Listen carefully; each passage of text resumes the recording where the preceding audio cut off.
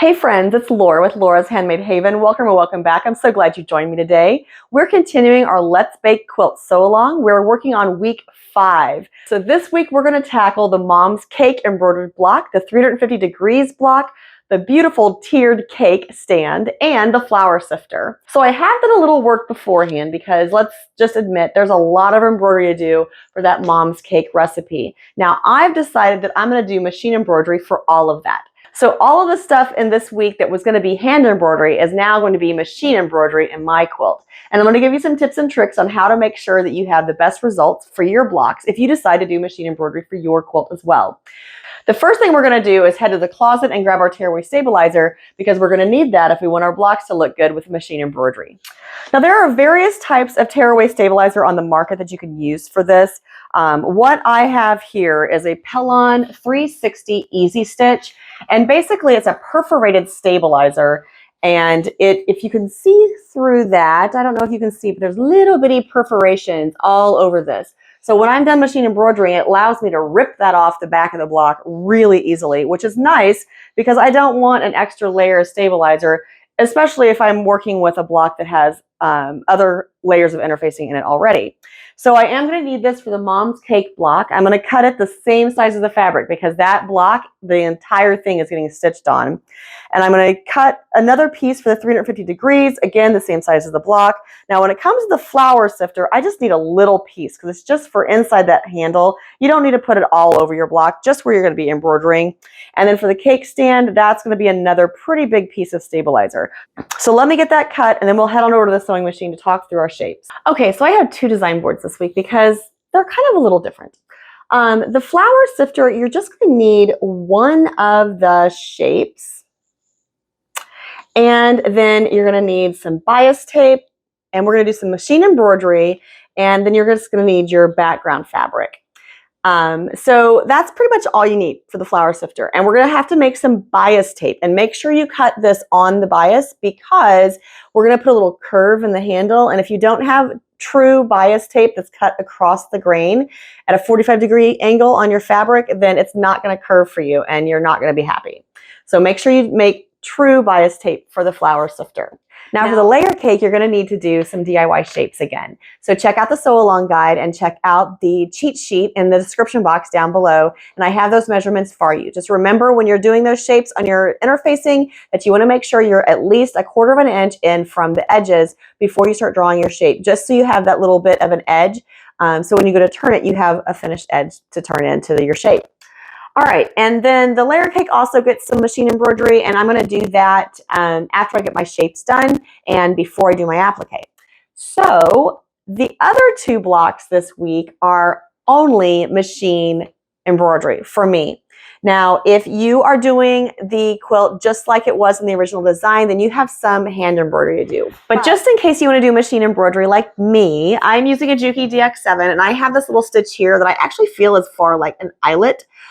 So look and see if you have this stitch on your machine. It was really easy to do, and it worked perfectly for that little degree mark on my 350 degrees. Now the 350 is actually done with like a buttonhole stitch or like a satin stitch basically on your machine. So we all have those machines that have a million different stitches on them, and then we never use them. But this is your chance to at least use a couple of the stitches that may be on your machine.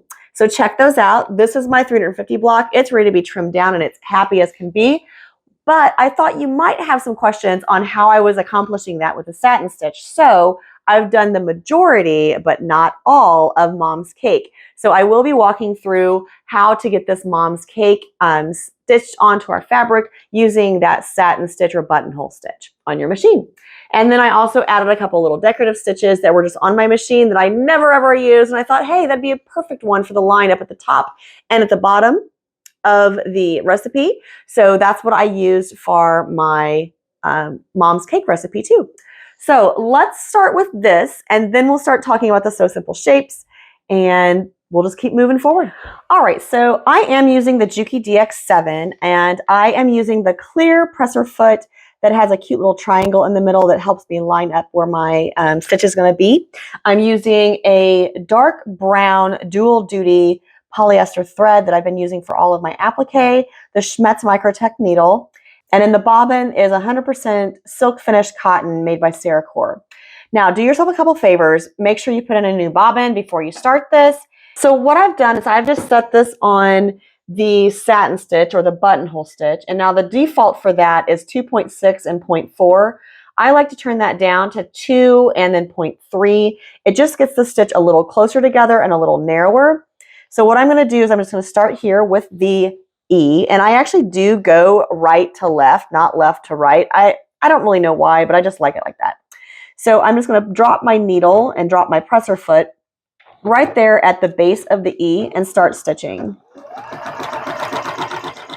Now when I get to that first turn, I'm going to make sure my needle is on the right hand side, because that way when I go to make that turn, my next stitch will come to the left and it will make a really nice turn for me. If I did that opposite, I'd have kind of a hole in the middle or on the corner of my E. Same thing, each time I'm working my way around this shape, I just kind of think about which way I'm turning and which way will make sure that I don't have a hole or a gap in my stitching.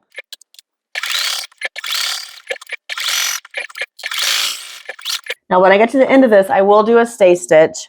And honestly, on the other rows, I have not cut my thread until the very end, and it worked out really well.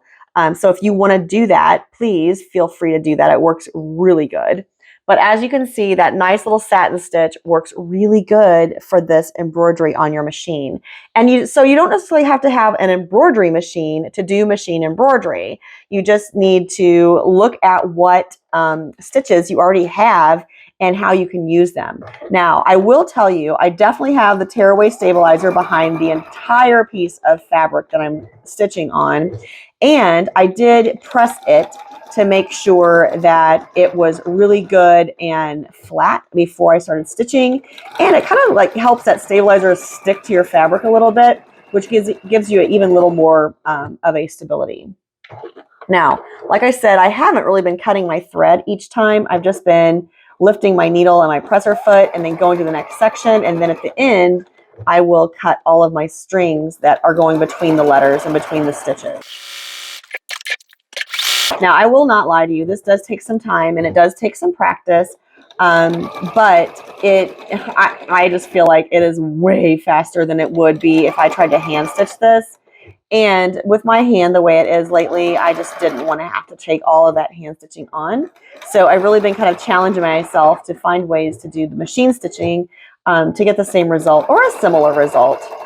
Now, obviously, the hand stitching is going to look different, but I think that this is going to be just as cute, and I'm going to be happy with it in my quilt.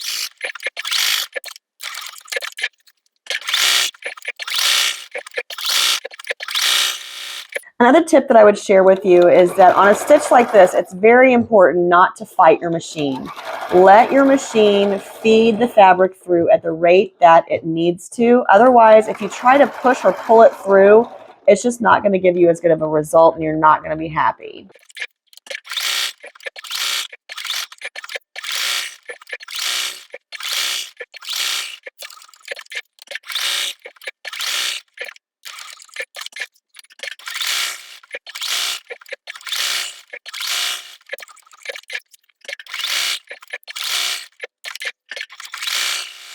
I've sewn all my shapes and I've trimmed them out.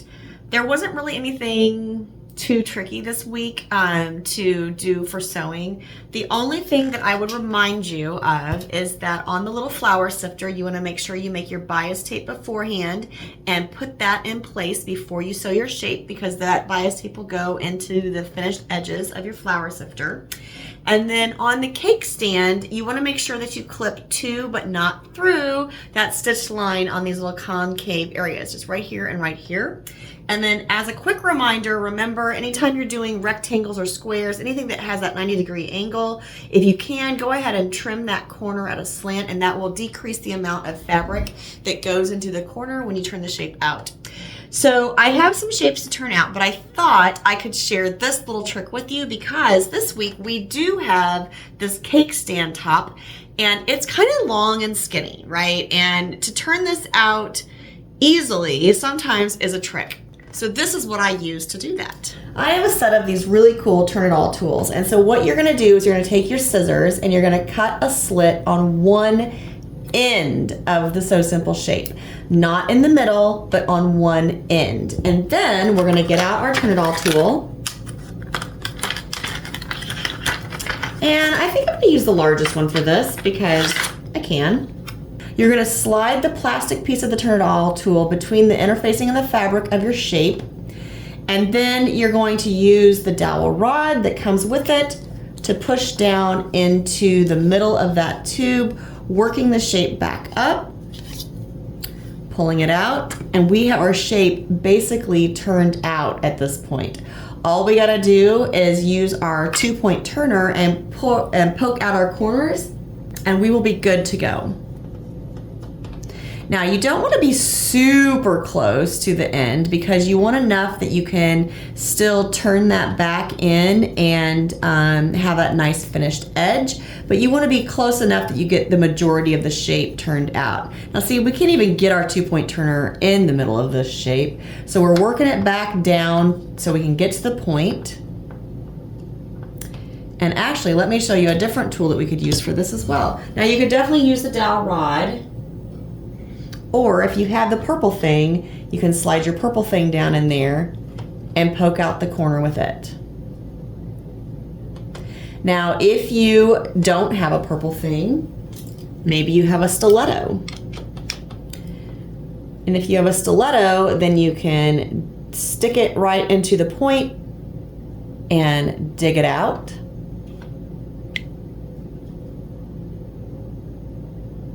These long skinny shapes can get really difficult if you don't have a few tricks to use to get them turned out correctly. And see, even this side is not really pointy enough for my liking, so you just take that stiletto, stick it in that corner, and pull it out. And that one's pretty good. So once this is pressed, this is gonna look great. But turning that long skinny shape out is super fast with the turn it all tool. So if you don't have a turn it all tool, but you're interested in them, you can definitely get them on Amazon. I have a link in the description box below. I am not endorsed by them. They did not send this to me to test or anything, but I love this product. And it has saved me so many times. If you've made the scarecrow or snowman quilts with Lori Holt, that is amazing for those letters too. All right, so let me get the rest of my shapes turned out and then we'll head over to the ironing board to press them and lay out our block. We're ready to start laying out our blocks. The first one we're gonna do is the flour sifter, and then we're gonna move on to the cake stand. So I do have my flour sifter pressed, and I have my flour sifter background fabric laying here. I also have the sheet from the sew along guide that gives me the layout for my handle and the stitch line for my other little handle. Just going to press this background fabric just a little bit. Careful not to get it on your light pad. You don't want to melt it. All right, now I am going to put my sheet on my light pad, and I'm actually going to go ahead and kind of mark a center on my fabric. Just a little finger press. The unfinished block size for the flour sifter is 4.5 inches. So we definitely have enough wiggle room here to play with. I'm going to go ahead and glue the applique shape just a little bit, just to hold it in place. Now I'm going to grab my sew line chalk pencil. And since this background is so busy, I am going to go ahead and use the actual pencil for this. And I'm just going to mark where that stitch line is going to be. And this is going to be my machine embroidery. All right, so now that is drawn on there. And that's where I'll machine embroidery over. And then the last part of this is the handle. Now the handle has a little curve in it. Joop, joop, joop, right? So we need to take our bias tape and also get that little curve in there. So I'm going to turn this off for a minute, put it to the side, and then we're going to use our iron and our bias tape. And it doesn't really matter, okay? So I have a long piece of bias tape here. I don't have to worry about being right there at the beginning of the end. just as long as I get that bend in there. I'm just kind of referencing the sheet to see how long the straight part of this is supposed to be. And to be quite honest, as long as you get it to bend, you can force it into that shape. All right, so we're going to try it with this and see how it goes. And I am using Eileen's Tacky Glue. That's just my glue of choice. And I'm just going to put a few dots of glue along that handle. I'm going to take my bias tape, and I don't even really, I don't care. I'll trim the tails off later. So I'm just going to lay this on there where my bend is. And that is going to work pretty good. All right, now I can trim off those ends. I'll save that longer piece of bias tape because you never know, it might come in handy for another project or for another block in this quilt. And then since we only glued on this side of the shape, we're able just to flip it up and stick these little ends down. All right, so this is all we have to do for our flour sifter until we're off to the machine to applique. Now, the other block that we're going to be laying out is the cake stand. So the tiered cake. I'm going to put these to the side because we're done with that for now. The cake stand pieces are all pressed as well. I'm actually going to build from the top to the bottom on this just because we do have that machine embroidery that we're going to be doing. So we want to make sure that it is taken care of. Now, one modification that I'm going to make to this is I'm going to draw a line down the middle. And that's going to help me center my block on my background fabric, because when I take my background fabric, I'm going to press it in half lengthways. And now I can lay this center mark right on the mark that I drew on my sew along guide page. And I know that this is straight and centered on the fabric. And then I am going to go ahead and just kind of pin this to the paper for right now, just so it doesn't shift on me. And then this is a lighter fabric, so I'm going to switch to my pink chalk.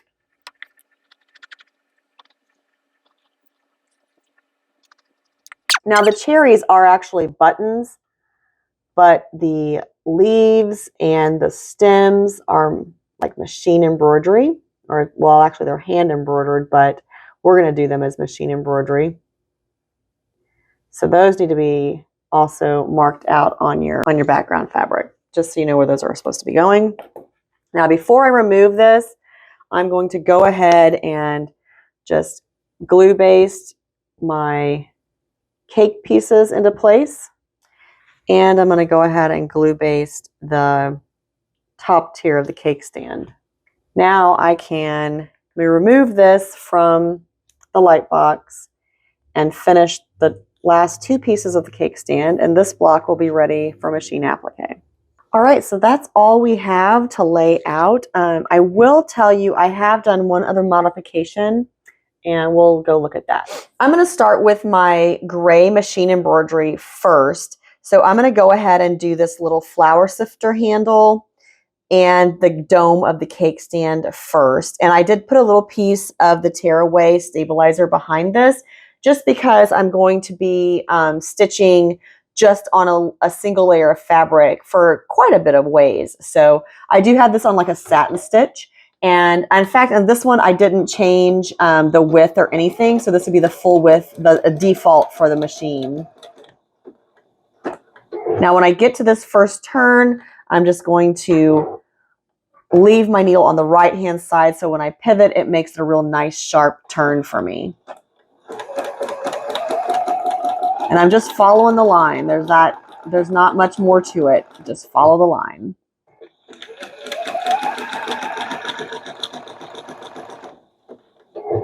Obviously, slow as you need to go. Stop and pivot as often as you need to get that curve. So here we have our little sifter handle in there. That's the little part that you go with. It's my favorite part of using a flour sifter is that noise. All right, so now we're also going to do the dome of our cake stand. And again, I have some tearaway stabilizer that I'm going to put behind this. And this is really, I mean, it's easy to tear, right? So I'm just going to tear off the part that I need. So there's not too much bulk behind my machine. I'm just going to start on this end, go around the dome and on to the other side. And I'm going to leave it with that same full satin stitch width that I did for the flour sifter. I'm going to start a little bit below the top of this tiered stand just to hide that stitch a little bit. And then when I applique that piece down, you'll never even know that I did that. And again, when you're doing machine embroidery like this, just don't fight the machine, right? Just let the machine feed the fabric through at the rate that it likes, and then you will get the best results. Now on this dome, because it is pivoting, because it is curved, I need to pivot several times here to make that curve. And I'm just making sure that I have my needle on the right-hand side so I get a real smooth turn up on the top of that dome.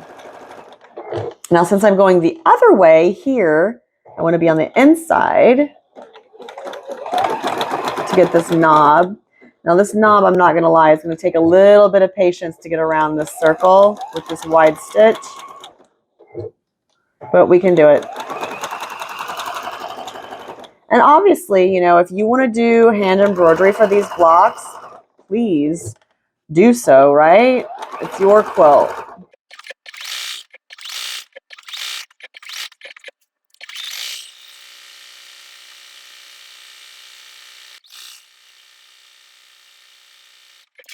Just in case you haven't watched my applique videos before, I am using a zigzag stitch. The default setting for it is 3.6 and 1.4. I moved that down to 1.8 wide and 0.9 long. So it's a very tight little zigzag that I use. All right, so this is the little flap cover that's supposed to be on the top of my machine.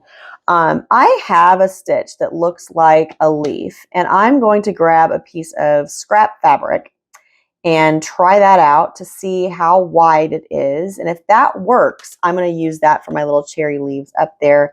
And then I'll use that satin stitch for the stems. And I'm going to do those first because that is some machine embroidery on a single layer of fabric. Because then after I get that done, I'm going to rip the tearaway off of the back and do all of my other applique around the block. So, and in fact, what I'm going to do is I'm just going to use a bottom corner down here because I know I'll be trimming this away anyway. So let's see how big this little leaf is.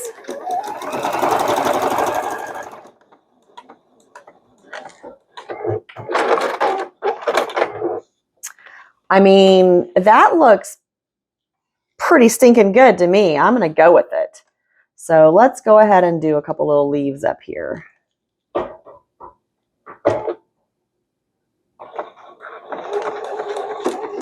And I'm just letting the machine do its thing. I'm not pushing or pulling or anything. I'm just letting the machine do its thing. All right, now I'm going to switch back to the satin stitch like I used to do this. And that's what I'm going to use for my little cherry stems. And I'm going to go a little further down than I drew just because I know I can cover that up with the button. But I'm also going to make sure that I adjust this stem a little bit just so I can catch that other leaf. Now later when I put my buttons on here and I get this pink off of there, it's just going to look perfectly finished. So I really like that. That turned out so good. All right, so now moving on to applique. When I look at a block like this, actually let's do what we said we were going to do. We're going to rip off the tearaway.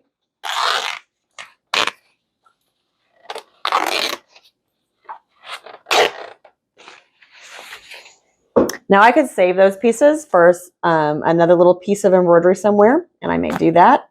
And the reason I'm doing this is because you don't want that extra layer of stabilizer in your quilt block, and you don't want that like shadowing of that white behind your stuff. So you want to get that ripped out of there. Okay, So when I'm looking at a block like this, when I think about applique, I always do bottom up. And for this one, this piece right here is the first one I'm going to tackle.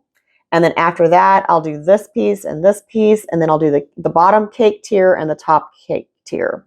And then we'll be done with this block. Since I'm going to be hiding that under that top tier, you don't have to do a back stitch. And I'm just going to go around here just so I don't have to cut my thread. Otherwise, I wouldn't have gone around here because it's going to be hidden as well.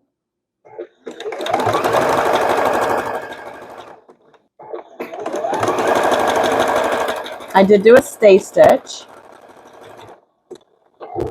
Just go slow around the curves. Pivot as many times as you need to keep it smooth.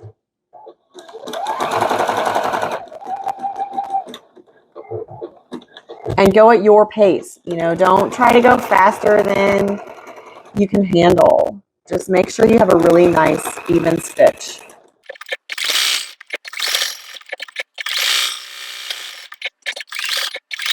And then we'll do a stay stitch to end.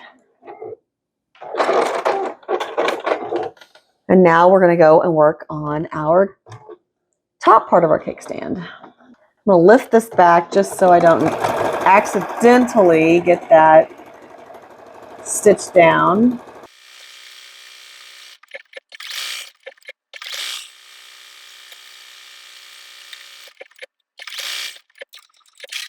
Now for these top two cakes, I'm going to take a little shortcut. And I'm going to start over here.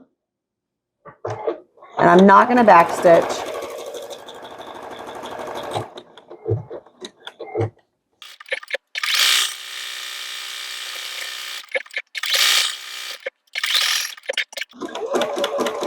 Now very carefully, I'm just going to transition right to that top cake tier.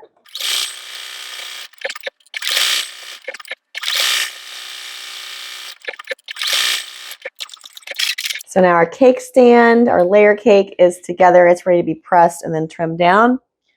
And now let's go back to the flour sifter. The flour sifter has those two pieces of bias tape that go across it, and I definitely need to applique those down to make sure they stay in place. I didn't even glue base them actually, but I'm going to do the handle first because it's behind my flour sifter. So anything that's on the bottom of the block, that gets done first. So I will do my handle, and then we'll move to the flour sifter canister itself. And this is why when I was gluing this down, I mentioned I only glued on the right-hand side of the flour sifter canister just so I can lift this up when I'm doing my applique. It doesn't get in my way, and I can get behind it like I want to get this bias tape stitched down.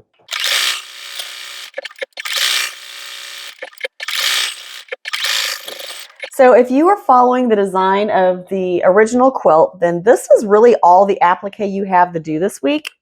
Like I said, I did do machine embroidery for my 350-degree block. So it's ready to be pressed. And I did machine embroidery for the mom's cake block. The one modification I made was just because, well, I'm going to be honest and tell you that my little line that was down here, I did not like it. So I decided to add a piece of bias tape to cover up that stitching.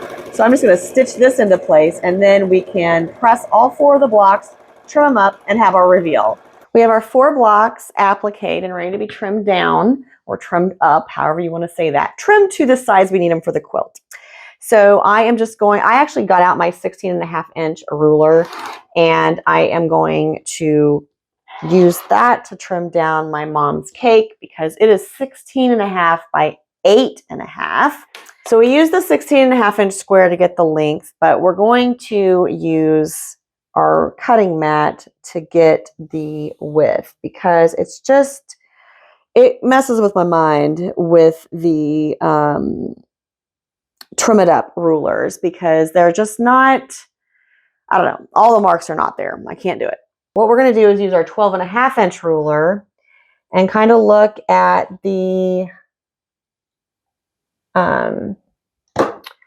words and the embroidery. And this, from this side of the E is what we're going to use because that should be kind of centered. It's 1.5 inches, and then 8.5 is 1 inch over here. So we're just going to squish this over a little bit. So the E is at 3/4 of an inch. So that should be pretty close. I mean, it may not be perfect, but it's going to be close enough for me is what I'm going to say to that. All right. And then we're going to use our bottom line to make sure it's straight. Trim off this side. Now we can put this on the 8.5 inch mark to get the other side.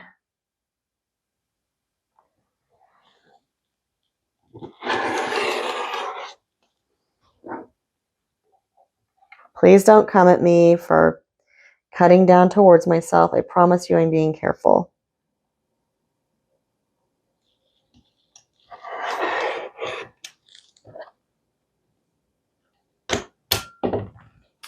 All right, so here's Mom's cake. The next one we're going to do is a 350 degrees, and that one gets trimmed to 2.5 by 4.5. So for that one, we're going to use our 4.5 inch ruler, and we're going to find our center. And actually to do that, we're just going to take this, find our center, and that's going to be at the 2.5 or 2.25 inch mark, sorry. We're going to cut this off, both sides. And now it needs to be 2.5 inch. So 2.5 should be 1.25 in the middle.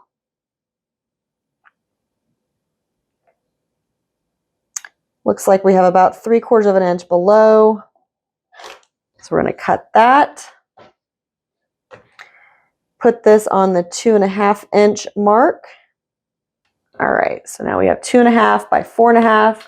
The flour sifter is a 4.5 inch square, so we're just going to kind of center it in our square here. And there's 1/2 inch around on each side of the flour sifter, approximately. Give or take a little bit. When I say a little bit, I mean like a 1/16 of an inch maybe. But it's pretty much it's pretty much 1/2 inch on each side. And now our cake block is 8.5 by 10.5. So we're going to use our 12 inch ruler for it. And we can find the center, which would be 4.25. I'm going to use some of the cake lines here just to make sure everything's straight. So there's our first side. Flip this around, put it on the 8.5 inch mark. Now before I cut, I'm going to look and make sure maybe I didn't do that right. That's why I say you want to look and make sure. Yeah, 8.5, 1, 2, 3, 4.25. The cake stands a little bit off, but that's okay. We'll just make do. Okay, so we're going to trim this. Flip this back around. This is why, you know, I mean, it's a handmade quilt, guys. I'm cutting myself slack. You should too. And then this way is 10.5. And let's go down to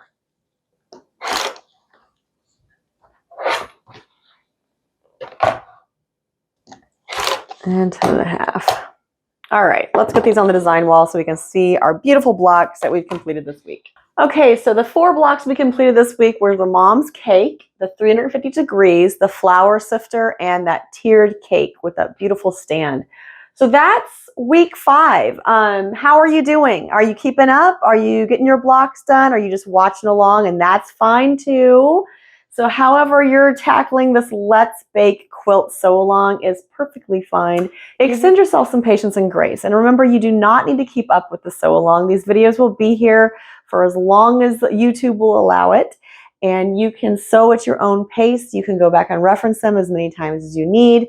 And please make sure you leave me comments if you have tips or other suggestions that you feel would be beneficial for other viewers. Make sure you leave those in the comments below. I love to hear from you. Make sure you check out that cheat sheet because it does have a lot of information in it that will help you with this week's blocks. I also put in all my modifications that I've done for blocks. So you'll have all those little tips of advice in there as well. If you find yourself facing a lot of long, skinny shapes, make sure you check out that Turn It All tool. I have a link in the description box below to Amazon where you can find your very own set. I hope you're enjoying the sew along. I hope that you are making progress on your Let's Bake quilt if you decided to tackle it with me. And until next time, I hope you're finding joy in all you do. Carve out some time for crafting and creating, and remember, it's always better when you make stuff up.